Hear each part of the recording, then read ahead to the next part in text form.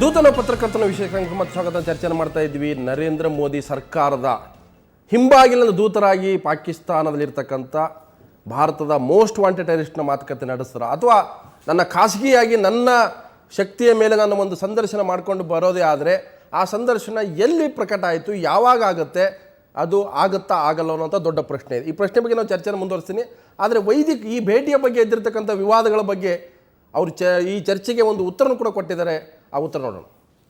कांग्रेसी जो मुझे नरेंद्र मोदी के साथ जोड़ रहे हैं, यही कांग्रेसी, आप कहें तो मैं नाम भी बोल सकता हूं। मुझे उस ज़माने में जब नरसिंह राव जी प्रधानमंत्री थे, मुझे ये लोग डिप्टी प्राइम मिनिस्टर बोला करते थे और मेरे घर पे लाइन लगाए रखते। एक वक्त था जब आप इंदिरा गांधी के भी नजदीक बिल्कुल बिल्कुल बिल्कुल, तो फिर आज कांग्रेसी आपके खिलाफ कैसे बोलने लगे? हाफिज सईद से मुलाकात को कैसे? वो मेरे खिलाफ बिल्कुल नहीं है। कांग्रेसी मुझे प्यार करते हैं। आज भी कांग्रेस के ज़्यादातर नेता मेरे व्यक्तिगत मित्र हैं। मणिशंकर जी अय्यर, सलमान खुर्शीद जी, वो मुझे अगर ये समझते हैं कि मैं किसी का चमचा हूँ, मैं किसी के मातहत काम करता हूँ, किसी के इशारों पर नाचता हूँ, तो मुझे अपने साथ क्यों ले जाते पाकिस्तान? किस तरह से मुलाकात हुई लाहौर में? वो मैं सब बता चुका हूँ, सारे टेलीविज़न चैनल्स पे वो आ रहा है, वहाँ देख लीजिए। हमें भी बताइए, भास्कर न्यूज़ से हूँ मैं। मेरी बहुत अच्छी मुलाकात हुई और मैंने सब बातें खुल के कहीं। उन्होंने मैंने जितने आरोप लगाए उन पर, उसके लिए बड़ी उसके लिए बड़ी हिम्मत चाहिए कि एक दुनिया के मोस्ट वांटेड टेररिस्ट से जाके उसके घर में शेर से उसकी मान में जाके कौन आदमी आंखें मिला सकता है? ये नेता जो बहुत बकबक कर रहे हैं वहाँ पर, इनमें से कोई ಹಫೀಜ್ ಸईद के साथ मेरे अच्छे मुलाकात हुई ಅನ್ನುವಂಥ ಮಾತನ್ನು ಕೇಳ್ತಾ ಇದ್ರೆ, ಇದು ಒಬ್ಬ ಟಿವಿ ಜರ್ನಲಿಸ್ಟ್ ಆಗಲಿ, ಒಬ್ಬ ಪತ್ರಿಕೆ ವರದಿಗಾರನಾಗಲಿ ಅಥವಾ ಸಂಪಾದಕ ಮಾಡುವಂಥ ಸಂದರ್ಶನ ಅಲ್ಲ ಅದು. ಮೇರೆ ಅಚ್ಚೆ ಮುಲಾಕಾತ್ ಅಂತಂದರೆ ಒಬ್ಬ ರಾಯಭಾರಿನೋ ದೂತನೋ ಅಥವಾ ಯಾವ ಬಣಗಳ ಮಧ್ಯೆ ಒಂದು ಸಂಧಾನಕಾರನಾಗಿ ಹೋಗುವಂತ ಮಾತಾಡುವಂಥದ್ದು ಅಚ್ಚೆ ಮುಲಾಕಾತ್ ಅಂತ. ನೀವು ಹೇಳಿದ್ದನ್ನ ಸರಿಯಾದಂಥ ಪರಿಪ್ರೇಕ್ಷೆನಲ್ಲಿ ತೆಗೆದುಕೋಬೇಕು. ಅವ್ರು ಹೇಳಿದ್ದನ್ನ ಅಚ್ಚೆ ಮುಲಾಕಾತ್ ಅಂತ ಅನ್ನೋದಕ್ಕೆ ಅರ್ಥ ಯಾವುದೇ ತೊಂದರೆಗಳಿಲ್ಲದೆ, ಯಾವುದೇ ಹೆದರಿಕೆ ಇಲ್ಲದೆ, ಯಾವುದೇ ವಾತಾವರಣದ ಒಂದು ದಬಾವ್ ಇಲ್ಲದೆ, ಯಾವುದೇ ಟೆನ್ಷನ್ ಇಲ್ಲದೆ ಆಯಿತು ಅಂತ ಹೇಳಿ ಒಂದು ಅಚ್ಚೆ ಇಂಟರ್ವ್ಯೂ ಅನ್ನೋದಕ್ಕೆ ಅದೇ ಅರ್ಥ.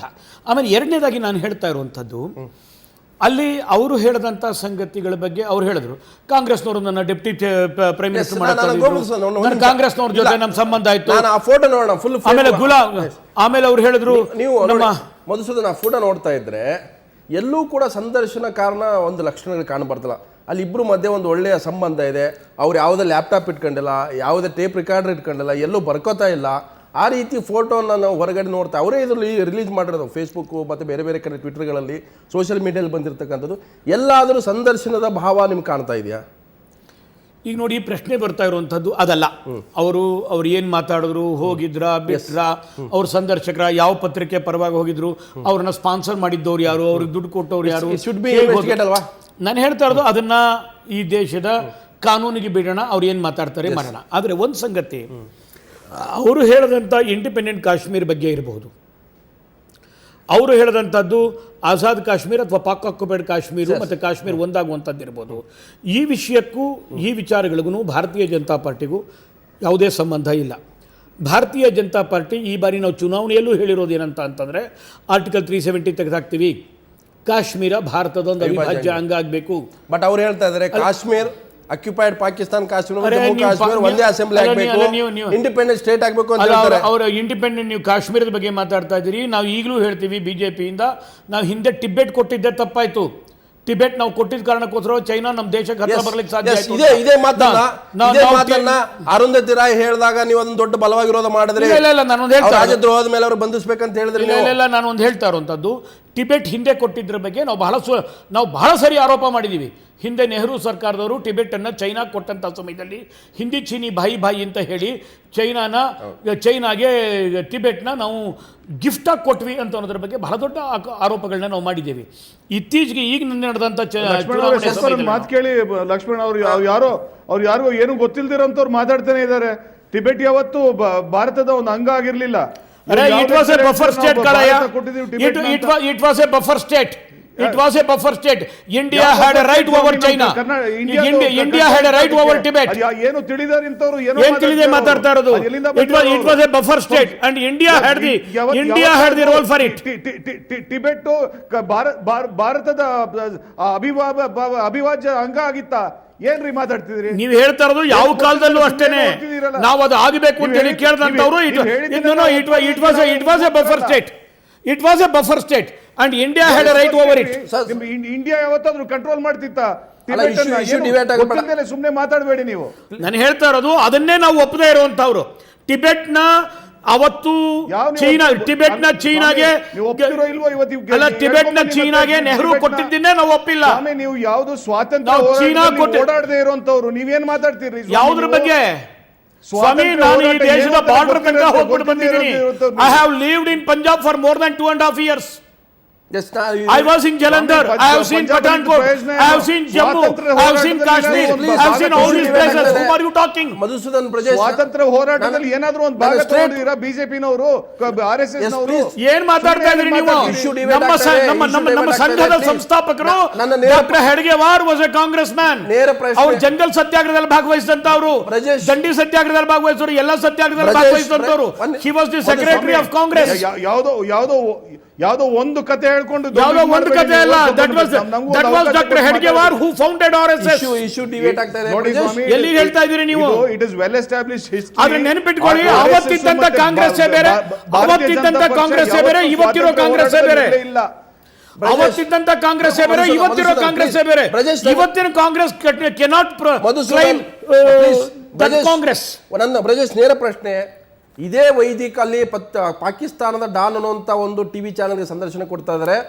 ಪಾಕ್ ಅಕ್ಯುಪೈಡ್ ಕಾಶ್ಮೀರ್ ಅಂಡ್ ಜಮ್ಮು ಕಾಶ್ಮೀರ್ ಎರಡೂ ಸೇರಬೇಕು, ಒಂದು ಅಸೆಂಬ್ಲಿ ಆಗಬೇಕು, ಇಂಡಿಪೆಂಡೆಂಟ್ ಸ್ಟೇಟ್ ಆಗಬೇಕು ಅನ್ನುವಂಥದ್ದು. ಇದು ಪ್ಯೂರ್ಲಿ ಇಂಡಿಯಾದ ವ್ಯೂಸ್ಗೆ ಅಗೇನೆಸ್ಟ್ ಆಗಿರ್ತಕ್ಕಂಥದ್ದು. ಸೊ ಹಾಗಾದರೆ ಇವರು ಯಾವ ಅಧಿಕಾರದ ಮೇಲೆ ಅವ್ರ ಜೊತೆ ಮಾತುಕತೆ ನಡೆಸ್ತಾರೆ? ನವಾಜ್ ಶರೀಫ್ನ ಭೇಟಿ ಮಾಡ್ತಾರೆ, ಹಫೀಜ್ ಸಯೀದ್ ಮೋಸ್ಟ್ ವಾಂಟೆಡ್ ಟೆರರಿಸ್ಟ್ನ ಭೇಟಿ ಮಾಡ್ತಾರೆ. ಹಾಗಾದರೆ ಇವರು ಪತ್ರಕರ್ತರಾಗಿ ಹೋಗಿದ್ರ ಅನ್ನುವಂಥದ್ದೇ ಅನುಮಾನ ಬರುತ್ತೆ. ನೋಡಿ, ಮೊದಲನೇದಾಗಿ ಲಕ್ಷ್ಮಣ್ ಅವರೇ, ಇವರು ಇವಾಗ ಹೇಳಿ ಕೇಳಿ ಬಾಬಾ ರಾಮದೇವ್ ಅವ್ರಿಗೆ ಬಹಳ ಹತ್ರದವರು, ಅವರ ಬಹಳ ಒಂದು ಪಿಕ್ಚರ್ಸ್ ಓಡಾಡ್ತಿವೆ. ಅವ್ರು ಯಾವ ರೀತಿಯಲ್ಲಿ ಅವರು ನರೇಂದ್ರ ಮೋದಿ ಅವ್ರು ಬಹಳ ಹತ್ರದವರು, ಮತ್ತೆ ಅರುಣ್ ಜೇಟ್ಲಿ ಅವ್ರಿಗೆ ಬಹಳ ಹತ್ರದವರು ಅಂತ ಎಲ್ಲ ಬಹಳ ಫೋಟೋಗಳು ಎಲ್ಲ ಕಡೆ ನೋಡಿ. ಈ ಹಿನ್ನೆಲೆಯಲ್ಲಿ ನಾನು ಹೇಳ್ತಿದ್ದೀನಿ, ಸ್ವಾಮಿ, ಅವ್ರು ಬಾಬಾ ರಾಮದೇವ್ ಅವ್ರ ಹತ್ರದವರೋ ಇಲ್ವೋ? ಬಾಬಾ ರಾಮದೇವ್ ಮುಲಾಯಂ ಸಿಂಗ್ ಯಾದವ್ ಜೊತೆ ಇದ್ದಂತವ್ರು, ಬಿಡಿ, ಅವ್ರು ಹೇಳಿರಂತದ್ದು ಬಿಡಿ. ಪತ್ರಕರ್ತರು ಇಂಡಿಪೆಂಡೆಂಟ್ ಆಗಿ ಕಂಡಿಡ್ಕೊಂಡಿರೋದನ್ನ ನಾನು ಹೇಳ್ತಿದ್ದೀನಿ ನಿಮಗೆ. ಅವರು ಜವಾಹರ್ಲಾಲ್ ನೆಹರು ಅವಕಾಶ ಕೊಡಿ. ಸ್ವಲ್ಪ ನಾನು ಮಾತಾಡೋದಕ್ಕೆ ಅವ್ರು ಅವಕಾಶ ಕೊಡಿ ನನಗೆ. ನೋಡಿ, ಇವಾಗ ಮೊದಲನೇದಾಗಿ ಹೇಳಿ ಕೇಳಿ ವೇದಿಕ್ ಅವರು ಭಾರತೀಯ ಜನತಾ ಪಕ್ಷಕ್ಕೆ ಬಹಳ ಹತ್ರದಾಗಿದ್ದವರು. ಅವರು ಅದು ಯಾವ ರೀತಿಯಲ್ಲಿ ನಮ್ಮ ರಾಯಭಾರಿ ಅವರ ಒಂದು ಸಹಕಾರ ಇಲ್ದಲೆ ಅದು ಯಾವ ಲೆಕ್ಕದಲ್ಲಿ ನವಾಜ್ ಶರೀಫ್ ಅವ್ರನ್ನ ಭೇಟಿ ಮಾಡಿದ್ರು. ಒಂದು ಎರಡನೇದಾಗಿ ಅವ್ರು ಯಾವ ಲೆಕ್ಕದಲ್ಲಿ ಅವರು ಈ ಹಫೀಜ್ ಸಯೀದ್ ಅವ್ರನ್ನ ಭೇಟಿ ಆದ್ರು. ಇದಕ್ಕೆ ಒಂದು ಯಾವ್ದಾದ್ರು ಒಂದು ಜವಾಬ್ ಕೊಡಿ ನಮ್ಗೆ. ಪಾಕಿಸ್ತಾನ ಸರ್ಕಾರ ಹೇಗೆ ಒಬ್ಬ ಪತ್ರಕರ್ತರಿಗೆ ಭಾರತದವ್ರಿಗೆ ಅವಕಾಶ ಕೊಟ್ಟರು ಅಂತ ಹೇಳಿ ನವಾಜ್ ಶರೀಫ್ ಉತ್ತರ ಕೊಡಬೇಕು. ನವಾಜ್ ಶರೀಫ್ ಉತ್ತರ ಕೊಡಬೇಕಾದ್ರೆ ಇಂಥ ಮೋಸ್ಟ್ ವಾಂಟೆಡ್ ಟೆರರಿಸ್ಟ್ ಕಾಶ್ಮೀರ ಅವರು ಪಾಕಿಸ್ತಾನದಲ್ಲಿ ಇಟ್ಕೊಂಡಿರುವಂತ ವ್ಯಕ್ತಿಯನ್ನ ಭಾರತದ ಪತ್ರಕರ್ತ ಹೇಗೆ ಭೇಟಿ ಮಾಡ್ದ ಅನ್ನೋದಕ್ಕೆ ಪಾಕಿಸ್ತಾನ ಸರ್ಕಾರ ಉತ್ತರ ಕೊಡಬೇಕು. ಭಾರತ ಸರ್ಕಾರ ಹೇಗೆ ಉತ್ತರ ಕೊಡುತ್ತೆ? ನಮ್ಮ ಸ್ವೇರಿಂಗ್ಗೆ ಯಾವತ್ತು ನವಾಜ್ ಶರೀಫ್ ಅವ್ರನ್ನ ನಾವು ಕರೆದಿಲ್ಲ. ಭಾರತೀಯ ಕಾಂಗ್ರೆಸ್ ಪಕ್ಷ ಯಾವತ್ತು ನಮ್ಮ ಸ್ವೇರಿಂಗಿನ್ಗೆ ನವಾಜ್ ಶರೀಫ್ ಅವ್ರು ತಾವು ಬನ್ನಿ ನಮ್ಮಲ್ಲಿ ತಾವು ಭಾಗವಹಿಸಿ ಅಂತ ಯಾವತ್ತೂ ಕರೆದಿಲ್ಲ. ತಾವು ಮಾಡಿರುವಂತದ್ದು ಅಂದ್ರೆ ಮೋದಿ ನವಾಜ್ ಶರೀಫ್ ಕರೆದಿದ್ದು ದೇಶದ್ರೋಹನ ಆಗರೆ? ಮೋದಿ ನವಾಜ್ ಶರೀಫ್ ಅದಕ್ಕೂ ಇದಕ್ಕೂ ಯಾವ್ದಾದ್ರು ಸಂಬಂಧ ಇದೆಯಾ ಅಂತ ಕೇಳ್ತಿದ್ದೀನಿ ನಾನು. ಅಲ್ಲ, ನಾನು ಹೇಳ್ತಾ ಇರೋದು ನೀವು ಉತ್ತರ ಕೊಡಬೇಕಾದದ್ದು. ಅಲ್ಲ, ನೀವು ಉತ್ತರ ಕೊಡಬೇಕು. ನವಾಜ್ ಶರೀಫ್ ಮೋದಿ ಅವರು ಈ ಭಾರತಕ್ಕೆ ಕರೆದು ತಮ್ಮ ಸ್ವೇರಿಂಗ್ ಇನ್ ಸೆರೆಮನಿಯಲ್ಲಿ ಭಾಗವಹಿಸಕ್ಕೆ ಒಂದು ಅವಕಾಶ ಕೊಟ್ಟಾಗ ಅದಕ್ಕೂ ಆ ದಿನಕ್ಕೂ ಮತ್ತೆ ಇವಾಗ ಮೊನ್ನೆ ವೈದಿಕ್ ಅವರು ಹೋಗ್ಬಿಟ್ಟು ನವಾಜ್ ಶರೀಫ್ ಅವ್ರನ್ನ ಭೇಟಿ ಮಾಡಿದ್ದಕ್ಕೂ ಯಾವ್ದಾದ್ರು ಒಂದು ಸಂಬಂಧ ಇದೆಯಾ ಅಂತ ನಾನ್ ನಿಮ್ಮನ್ನ ಪಬ್ಲಿಕ್ ಟಿವಿದಲ್ಲಿ ಕೇಳ್ತಿದ್ದೀನಿ. ನಾನು ನಿಮ್ಮನ್ನು ಕೇಳ್ತಾ ಇದ್ದೀನಿ. ನೀವು ನಿಮ್ಮ ಗುಲಾಂ ನಬಿ ಆಜಾದ್ ಅವರು ಮುಖ್ಯಮಂತ್ರಿ ಆಗಿದ್ದಾಗ ಅಫ್ಜಲ್ ಗುರುನ ನೇಣು ಹಾಕಬೇಡಿ ಅಂತ ಹೇಳಿದ್ರಲ್ಲ, ಅವ್ರಿಬ್ಬರಿಗೆ ಏನಾದ್ರು ಸಂಬಂಧ ಇತ್ತಾ? ಮಾತಾಡ್ತಾ ಇಲ್ಲ. ಅವ್ರಿಗೆ ಏನಾದ್ರು ಸಂಬಂಧ ಇತ್ತಾ? ಸಬ್ಜೆಕ್ಟ್ ಇವಾಗ ನಾವು ಮಾತಾಡ್ತಾ ಇಲ್ಲ. ಆ ಸಬ್ಜೆಕ್ಟ್ ನಾನು ಹೇಳ್ತಾ ಇರೋದು this is also connected with extremism. This is also connected with extremism. Madhusudan ಅವರೇ ಒಂದಷ್ಟು ಸಂಶಯ ಬರುತ್ತೆ. ಸರಿ, ಹಾಗಿದ್ರೆ ಇಲ್ಲ, ಇನ್ನೊಂದು ಒಂದು ಸರ್, ನಾನು ಹೇಳ್ತಾ ಇರೋದು ಬ್ರಜೇಶ್, ಅಲ್ಲ, ಒಂದು ನಿಮಿಷ. ನಿಮ್ಮ ಸಂಶಯಕ್ಕೆ ತನಿಖೆ ಆಗಬೇಕು. Yes. ತನಿಖೆ ಆಗಬೇಕು, ಇದ್ರ ಬಗ್ಗೆ ಉತ್ತರ ಬರಬೇಕು. ಖಂಡಿತ. ಅದಕ್ಕಿಂತ ನಿಮ್ಮ- ಮುಂಚೆ ಇವರು ಮೋದಿ ನಿಮ್ಮ- ಅಂಬಾಸಿಡರ್, ಅಲ್ಲ, ನಿಮ್ಮ- ಇವರು RSS ನ ನಿಮ್ಮ- ಅಂಬಾಸಿಡರ್, ನಿಮ್ಮ ಇವರು ಬಾಬಾ ರಾಮದೇವ್ ಅಂಬಾಸಿಡರ್ ಅಂತ ನೀವು ಹೇಳುವಂತದ್ದು ಇದು ಯಾವ ಕಾರಣಕ್ಕೂ ಇದು ತರ್ಕಬದ್ಧವಾದಂತ ನಿಮ್ಮ ಮಾತಲ್ಲ. ವಿದೇಶಾಂಗ ಸಚಿವೆ ಸುಷ್ಮಾ ಸ್ವರಾಜ್ ಹೇಳಿದ್ದಾರೆ, ಹೈ ಕಮಿಷನ್ ಇಂದ ನಾವು ಫುಲ್ ರಿಪೋರ್ಟ್ ತರಿಸ್ಕೋಬೇಕಾಗುತ್ತೆ, ಇಟ್ಸ್ ಹೈಲಿ ಕಂಡೆಮನಬಲ್ ಅಂತ ಹೇಳಿದ್ದಾರೆ ಮೀಟಿಂಗ್ ನ. ಹೌದು. ಮತ್ತೆ ಹಾಗಿದ್ರೆ ಹೈಲಿ ಕಂಡೆಮನಬಲ್ ಮೀಟಿಂಗ್ ಅನ್ನೋದಾದ್ರೆ ಯಾವ ಅಥಾರಿಟಿ ಮೇಲೆ ಅವರು ಮೀಟ್ ಮಾಡಿದ್ರು, ಯಾವ ವಿಷಯದ ಬಗ್ಗೆ ಚರ್ಚೆ ಮಾಡಿದ್ರು, ಯಾವ ಪ್ರಶ್ನೆಗಳನ್ನ ಕೇಳಿದ್ರು, ಆ ಪ್ರಶ್ನೆಗಳು ನಮ್ಮ ದೇಶ ಜನರ ಮುಂದೆ ಓಪನ್ ಆಗ್ಬೇಕಲ್ವಾ? ಅಲ್ಲ, ನೀವು ಹೇಳ್ತಾ ಇರುವಂತದ್ದು ಅಷ್ಟು ಸತ್ಯ ಇದೆ. ನೀವು ಹೇಳ್ತಾ ಇರುವಂತ ಯಾವುದೇ ವಿಷಯದಲ್ಲಿ ನಮ್ದು ಯಾವುದೇ ಭಿನ್ನಾಭಿಪ್ರಾಯ ಇಲ್ಲ. ಸರ್ಕಾರ ಇವತ್ತು ಪಾರ್ಲಿಮೆಂಟಲ್ಲಿ ಉತ್ತರ ಕೊಡಬೇಕಾದ್ರೆ ಈ ವಿಷಯವನ್ನು ಹೇಳಿದೆ. ಅರುಣ್ ಜೇಟ್ಲಿ ಅವರು ಮಾತಾಡಿದ್ದನ್ನು ನಾನು ನೋಡಿದೆ. ಅವ್ರಿಗೂ ವೇದಿಕ್ ಅವ್ರಿಗೂ ನಮಗೂ ಯಾವುದೇ ಸಂಬಂಧ ಇಲ್ಲ. ಅವರು ನಮ್ಮ ಎಮಿಸರಿ ಅಲ್ಲ, ಅವರು ನಮ್ಮ ಅಂಬಾಸಿಡರ್ ಅಲ್ಲ. ನಮ್ಮ ಸರ್ಕಾರದ ಹೇಳಿಕೆ ಮೇಲೆ ಅಲ್ಲಿ ಹೋಗಿಲ್ಲ. ಹಾಗಾಗಿ ನಮ್ಮ ಹೈಕಮಿಷನರ್ ಅವರು ಇವ್ರು ಬರ್ತಾ ಇದ್ದಾರೆ ಭಾರತದಿಂದ, ಇವ್ರಿಗೆ ಒಂದು ಅಪಾಯಿಂಟ್ಮೆಂಟ್ ಗುಲಾಂ ನಬಿ ಅಲ್ಲಿರುವಂತ ನವಾಜ್ ಶರೀಫ್ ಹತ್ರ ನಾವು ಅಪಾಯಿಂಟ್ಮೆಂಟ್ ಫಿಕ್ಸ್ ಮಾಡಿಲ್ಲ. ನಿಗದಿತ ಕಾರ್ಯಕ್ರಮಕ್ಕೆ ವೀಸಾ ತಗೊಂಡು ಹೋಗಬೇಕಾದ್ರೆ ಒಂದು ಟೈಮ್ ಅಂತಿರುತ್ತೆ, ಟೈಮ್ ಬಾಂಡ್ ಅಂತಿರುತ್ತೆ. ಇವರು ಪದೇ ಪದೇ ಅದನ್ನ ಹಾಗೆ ಮುಂದಕ್ಕೆ ಹಾಕೊಂಡು 20 ದಿವಸ ಪಾಕಿಸ್ತಾನ ಅದನ್ನ ನಾನು ಹೇಳ್ತಾ ಇರೋದು. ಇದು ಯಾರಿಗೆ ಅಲ್ಲ, ಇದು ಯಾರಿಗೆ ಸಂಬಂಧಪಟ್ಟಂತ ವಿಷಯ? ಪಾಕಿಸ್ತಾನ ಸರ್ಕಾರಕ್ಕೆ ಸಂಬಂಧಪಟ್ಟಂತ ವಿಷಯ. ಇವರು ಇಂಟೆನ್ಷನ್ ಏನು ಅಂತ ಅರ್ಥ ಆಗ್ತಲ್ಲ. ಏನ್ ಪಾಕಿಸ್ತಾನದಲ್ಲಿರುವಂತಹ ನವಾಜ್ ಶರೀಫ್ ಅವ್ರದ್ದು ಸರ್ಕಾರ ಭಾರತೀಯ ಜನತಾ ಪಾರ್ಟಿ ಸರ್ಕಾರನ is a functionary of BJP ಅಲ್ಲ. ನವಾಜ್ ಶರೀಫ್ ಭಾರತಕ್ಕೆ ಬಂದಿರೋದ್ರಿಂದ ನಾವು ಸಾಫ್ಟ್ ಸ್ಟ್ಯಾಂಡ್ ಇರಬಹುದಪ್ಪ. ಅಲ್ಲ, ನಿಮಗೆ ನಾನು ಪ್ರಶ್ನೆ, ಏನೇನೋ ಕಲ್ಪನೆಗಳು ಮಾಡಿಕೊಂಡು ಎರಡು ದೇಶಗಳ ನಡುವೆ ಇರುವಂತಹ ಸಂಬಂಧಗಳಿಗೆ ಏನೇನೋ ಕಲ್ಪನೆಗಳು ಮಾಡ್ಕೊಳ್ಳೋದಲ್ಲ. ಮೊದಲನೇದಾಗಿ ನವಾಜ್ ಶರೀಫ್ ಅವ್ರು ಬಂದಿದ್ದಕ್ಕೆ ನಿಮ್ದು ಆಕ್ಷೇಪಣೆ ಇದೆ. ನವಾಜ್ ಶರೀಫ್ ಅವ್ರು ಬಂದಿದ್ದಕ್ಕೆ ಮೋದಿ ಅವ್ರ ಜೊತೆ ಇರೋದಕ್ಕೆ ನಿಮ್ದು ಆಕ್ಷೇಪಣೆ ಇದೆ. ಈಗ ಇವ್ರು ಯಾರೋ ಹೋಯ್ತು ಅಂತಂದ್ರೆ ಬಿಜೆಪಿ ಅವ್ರು ಕಳಿಸಿದ್ರು ಅಂತ ಹೇಳ್ತೀರಿ. ಹಾಗಾದ್ರೆ ನಿಮ್ಮ ಅರ್ಥ ಏನಿದೆ ಅಂತ? ಒಂದು ನಮ್ಮ ಅವರು ಅನುಮಾನ ಪಡ್ಲಿಕ್ಕೆ ಈ ಕಾಂಟ್ರವರ್ಸಿ ಬಗ್ಗೆ ಅವರೇ ಆನ್ ರೆಕಾರ್ಡ್ ಹೇಳಿದ್ದಾರೆ. 26 Mumbai terror attacks only 2 hours after the attack on television news. ನನಗೆ ಗೊತ್ತಾಗಿದ್ದು ಅಂತ ಹಫೀಜ್ ಸಯೀದ್ ಹೇಳ್ತಾರೆ. He added further, Vaidik said, I was very pleased when Saeed said he would welcome mister Modi in Pakistan ಅಂತ ಹೇಳ್ತಾರೆ. ಮತ್ತೊಂದು ಕಡೆ ಇವರೇ ವೈದಿಕ್ ಹೇಳಿದ್ದಾರೆ, I said that his thinking is not right, there is no need to fear Modi. ಇವರೇ ವಕಾಲತ್ ಆಗ್ತಾರಲ್ಲ ಅಂತ. ಯಾರು ಸರ್? ನಾನು ಒಂದು ಹೇಳ್ತಾ ಇರೋದು, ಯಾರ್ದೋ ಪರವಾಗಿ ಮಾತನಾಡಿದ್ರೆ ಅವ್ರನ್ನ ಕಳಿಸಿದ್ದಾರೆ ಅಂತ ಯಾಕೆ ಯೋಚನೆ ಮಾಡ್ತಾ ಇದ್ದೀರಿ ನೀವು? ನಾನು ಹೇಳ್ತಾ ಇರೋದು, ಅವರು ಮಾತನಾಡಿರುವಂಥ ವಿಷಯಕ್ಕೂ ಭಾರತೀಯ ಜನತಾ ಪಾರ್ಟಿ ಸಿದ್ಧಾಂತಕ್ಕೂ ಯಾವುದೇ ಸಂಬಂಧ ಇಲ್ಲ. ಕಾಶ್ಮೀರ ವಿಚಾರದಲ್ಲೂ ವೈದಿಕಕ್ಕೂ ನಿಮ್ಮ ನಿಲುವಿಗೆ ಸಂಬಂಧ ಇಲ್ಲ. ನೋಡಿ, ನಾನು ಹೇಳ್ತಾ ಇರುವಂಥದ್ದು, ನಮ್ಮ ಭಾರತೀಯ ಜನಸಂಘವನ್ನು ಸ್ಥಾಪನೆ ಮಾಡಿದಂಥ ಡಾಕ್ಟರ್ ಶ್ಯಾಮಾ ಪ್ರಸಾದ್ ಮುಖರ್ಜಿ ಅವರು ಏಕ ದೇಶ್ ಮೇ ದೋ ನಿಶಾನ್, ಏಕ ದೇಶ್ ಮೇ ದೋ ವಿಧಾನ್, ಏಕ ದೇಶ್ ಮೇ ದೋ ಪ್ರಧಾನ್, ನಹಿ ಚಲೇಂಗೆ ಅಂತೇಳಿ ಕಾಶ್ಮೀರಕ್ಕೆ ಕೊಟ್ಟಿದ್ದಂತ ಆರ್ಟಿಕಲ್ 370ಯನ್ನೇ ನಾವು ವಿರೋಧ ಮಾಡಿ ವೇದ ಪ್ರತಾಪ್ ಹೇಳಿರ್ತಕ್ಕಂಥದ್ದು ಕಾಶ್ಮೀರ ವಿಚಾರದಲ್ಲಿ ದೇಶ ವಿರೋಧಿ ನಿಲುವು ಆಗುತ್ತೆ, ಪ್ರಶ್ನೆನೇ ಇಲ್ಲ. We will not accept it.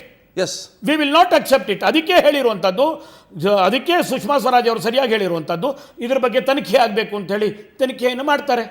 ನಾನು ಮತ್ತೆ ಚರ್ಚೆ ಮಾಡ್ತೀನಿ. ಅದಕ್ಕಿಂತ ಮೊದಲು ಒಂದು